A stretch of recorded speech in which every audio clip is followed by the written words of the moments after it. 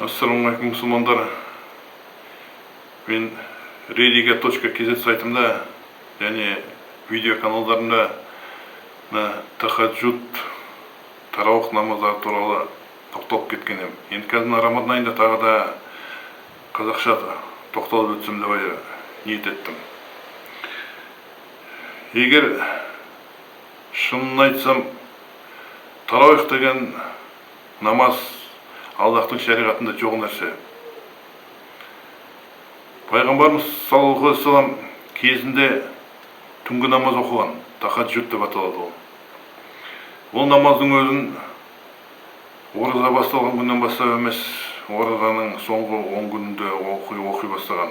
Үйіндегі әйелдерін бәрін жинап алып оқыған.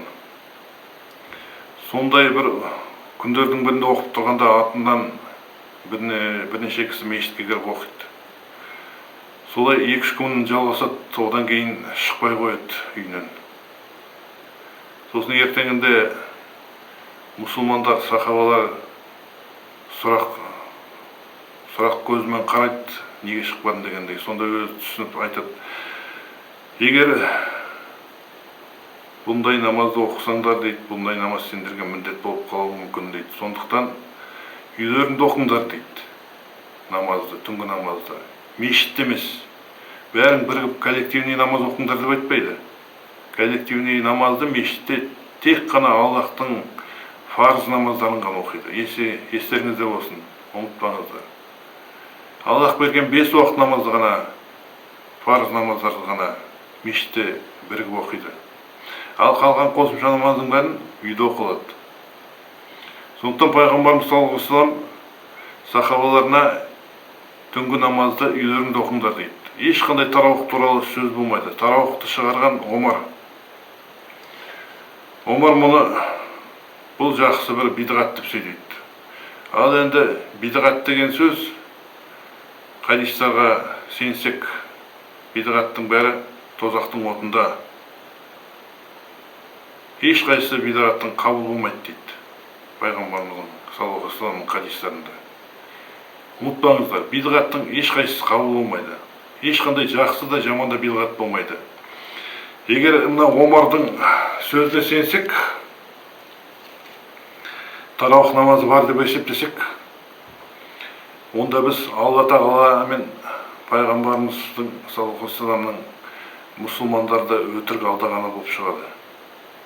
Өйткені Алла Тағала Құранда: мен бүгін сендердің діндеріңді бітіріп, исламды сендердің діндерің ретінде қабыл еттім дейді. Ұқтыңыздар ма? Мен сендердің діндеріңді бітірдім дейді. Пайғамбарымыз саллаллаху алейхи вассалам қажылық кезінде өзінің өсиетін айтады, соңғы өсиетін. Сол кезде бір емес 3 рет сұрайды алдында тұрған халықтан: мен сендерге бәрін жеткіздім бе дейді. 3 ретте халық жеткіздің, бәрін айттың деп сөйлейді, дін туралы дейді. Сосын Алла Тағала куәлікке Аллахты шақырып: мін дейді, мен Аллах куә бол, сен берген білімді, дінді мен халыққа жеткіздім дейді. Сосын айтады: бұдан кейінгі дінге қосылғандардың бәрі бидғат болып есептеледі дейді. Бидғаттың бәрі тозақтың отында жанады, ешқайсысы қабыл болмайды дейді. Сондықтан да жақсы жаман бидғат деген жоқ, болмайды. Тарауых намаз деген жоқ. Егер кімде-кім Рамазан айында намаз оқып сауап жинағысы келетін болса, онда үйінде отырып намаз оқу керек түні бойы. Елмен бірге қосылып намаз оқымайсыз, ондай намаз жоқ. Егер дәлел керек болатын болса, менің сайтыма кіріңіздер, religia.kz деген сайтыма. Сонда тарауых туралы мен намаз по сунне без сектантства деген кітабымда және мысли на волнующие темы деген разделда жақсылап тоқтап өткен, дәлелдермен бірге, хадистермен бірге. Сондықтан да адамның айтқанына сенбеңіздер, адамның айтқанымен жүрмеңіздер. Құран менен сунна не айтады, сонымен ғана жүріңіздер.